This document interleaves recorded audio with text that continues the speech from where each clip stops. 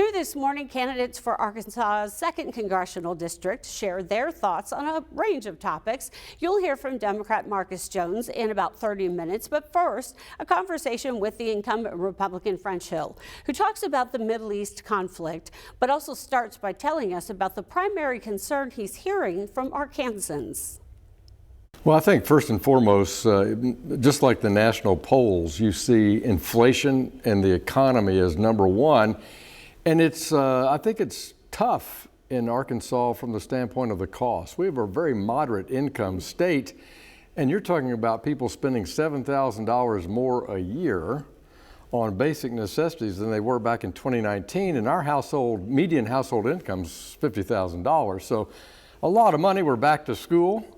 People are spending a lot of money to get their kids ready to get back to school. So inflation's number one. I mean, it dominates it. Still, though, we have a relatively healthy economy here, so we hear a lot about the need for trained, skilled workers here, too, when you're out and about. Let's talk about your experience globally. Now we recently have Iran getting involved against Israel.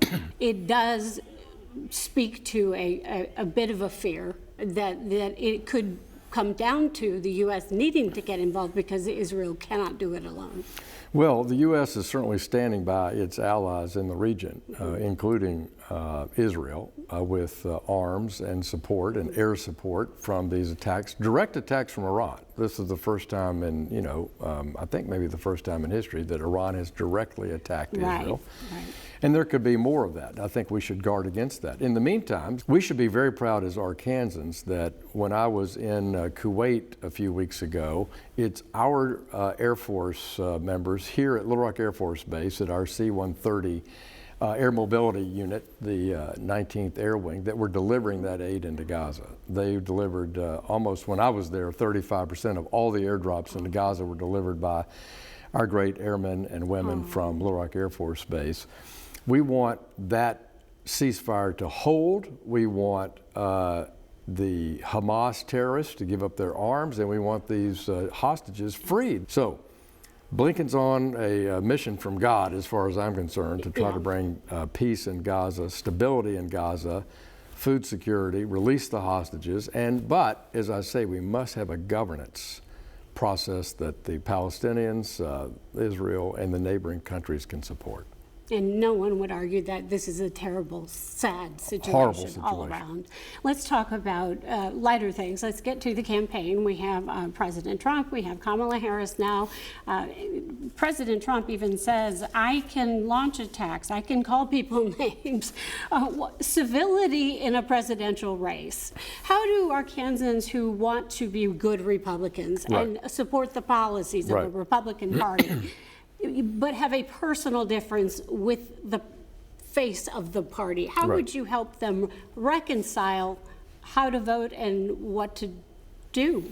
Well, on the face of it, I think Arkansans would see that they'd be better off in the economy, community policing, safety, if they were to support President Trump. And I plan on supporting President Trump. Okay, so overlook the... But I'm not overlooking the fact that the behavior on the campaign trail has been a tiresome thing literally since the social media came into play a decade ago. And it's just caused a complete drop in the dignity of public office and the behavior of people. So I think President Trump should be focused on the policy difference between someone who is truly a national European socialist person, Kamala Harris, with her running mate who's equal to that, and his policies of a strong border, a better economy, beat inflation, leadership in the world. These are important points that they should make, but stop calling people's names. I don't support that. I've always grown up, I guess, remembering President Kennedy's inaugural address where he said, civility is not a sign of weakness. He was speaking about that context more in an international negotiating context between Khrushchev or the United States, but it's still a point. We should be winning our arguments based on the facts and the strength of the arguments and not result in this back and forth of name calling. Thank you.